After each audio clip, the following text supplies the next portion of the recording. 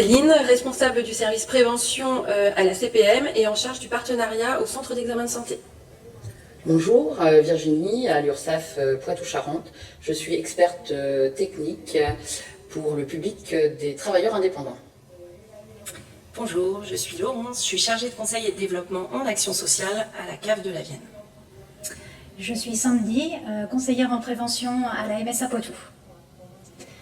Est-ce que tu veux bien nous raconter ton parcours ? J'ai commencé il y a début des années 2000. J'étais conseillère retraite dans la caisse de retraite de l'organique, caisse de retraite des commerçants, qui ensuite après a fusionné pour créer le régime social des indépendants. Et puis à partir du 1er janvier 2020, le régime des indépendants a réintégré le régime général et moi j'ai choisi de continuer dans la branche recouvrement auprès des travailleurs indépendants. Moi, j'ai un parcours un peu atypique. Je suis rentrée en 2012 en tant que diététicienne au centre d'examen de santé, donc à Poitiers. Et puis, pendant la période Covid, j'ai été conseillère sur la plateforme Covid. Et puis, je suis montée en tant que référente technique. J'ai fait du management. Et après cette période Covid, j'ai intégré le service prévention en tant que manager.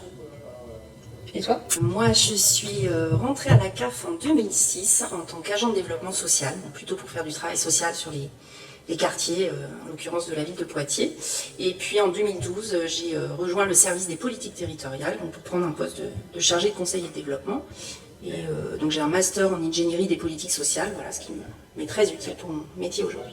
C'est toi. Et donc j'ai intégré la MSA en 2013, tout d'abord au service du contrôle médical, pour ensuite faire un remplacement au secrétariat de direction, suite à un congé maternité.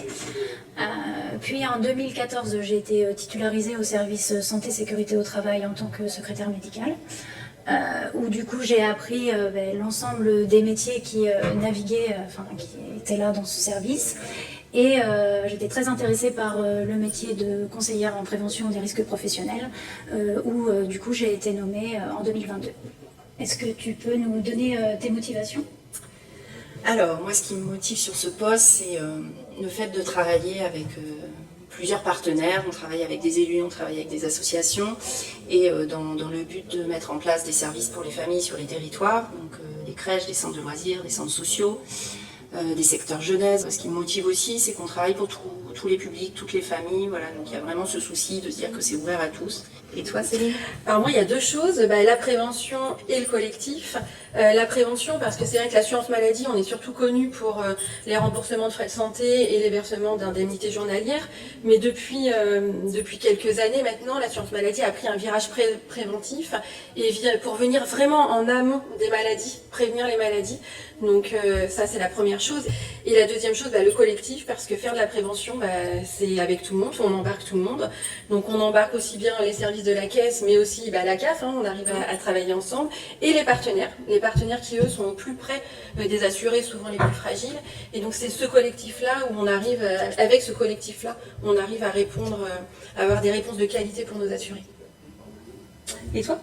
Eh bien, l'URSSAF Poitou-Charentes a mis en place différentes offres de services pour accompagner les travailleurs indépendants dans toute leur carrière, donc du portage du projet à la création et à la réalisation, un suivi pour les entreprises en difficulté, puis une autre offre pour accompagner les travailleurs indépendants qui cessent leur activité, qui vont souvent partir vers la retraite. Ça permet aussi de travailler avec d'autres partenaires, que ce soit les chambres consulaires, les services des impôts, éventuellement les services caisse primaire, CARSAT pour l'obtention des droits. Donc c'est un métier très riche, donc c'est assez varié et les journées ne se ressemblent jamais.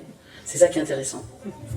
Qu'est-ce qu'il en est pour toi ? Eh bien, du coup, ma motivation, c'est de pouvoir en fait améliorer le bien-être et puis la santé des agriculteurs et puis des salariés agricoles. Ça peut passer par des accompagnements individuels ou alors par la construction d'actions collectives au sein même de mon service, avec les médecins du travail ou les infirmiers de santé au travail, ou en collaboration avec les autres services de la MSA.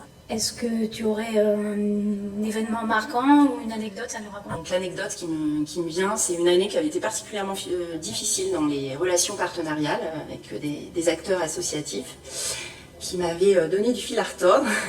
Et j'étais même parfois affectée de relations un peu compliquées. Et puis en fin d'année, à la période des fêtes, j'ai reçu une grosse boîte de chocolat avec un petit mot extrêmement gentil.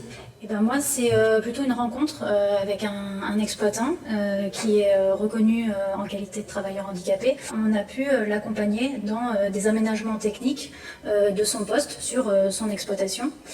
Et malheureusement, en fait, ces difficultés de santé ont évolué négativement. Et du coup, il est OK pour que je le mette en relation avec des agriculteurs qui sont également en difficulté de santé, auxquels il pourrait partager tout ce qu'il a fait. Et j'ai trouvé que c'était une rencontre étonnante et puis en même temps très enrichissante pour moi. Et ça fait partie de mes personnes ressources.